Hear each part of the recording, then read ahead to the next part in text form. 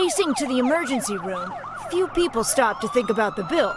Not Nicole Briggs. Suffering from appendicitis, she called first to make sure this Denver hospital accepted her health plan. They said, yep, we take your insurance, come on over. Once there, she kept asking. And each time you asked, they said, yes, that they take my insurance.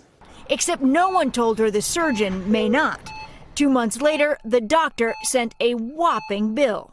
And the insurance company said she had to pay it. I was so frustrated with it. I thought, I'm just going to let this die in collections. I'm not going to pay this.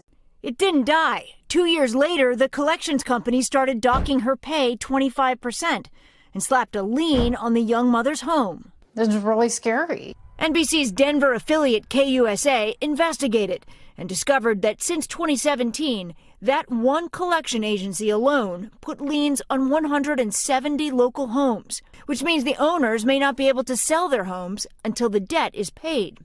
We found similar cases of liens in at least 6 states. A major factor, surprise medical bills. A recent poll found 4 in 10 Americans have received one. This practice is incredibly common, has become more so recently, and it affects tens, if not hundreds of thousands of Americans every year. When we asked who was to blame in Denver, the finger pointing started. The doctor blamed the insurance company. The hospital blamed the doctor.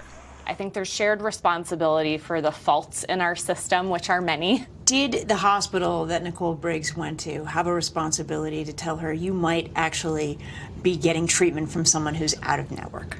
That is absolutely an obligation that we are willing to make as hospitals. The other problem is doctors charge even higher prices to patients outside of the doctor's insurance network. Physician groups see this as a way to make extra money, really on the backs of patients.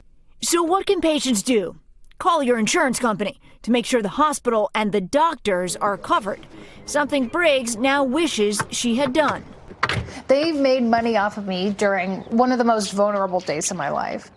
Yeah.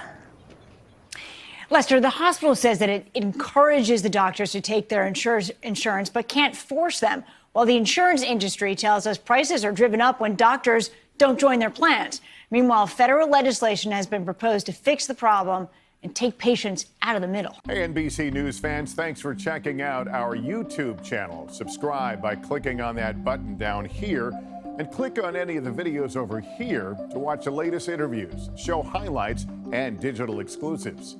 Thanks for watching.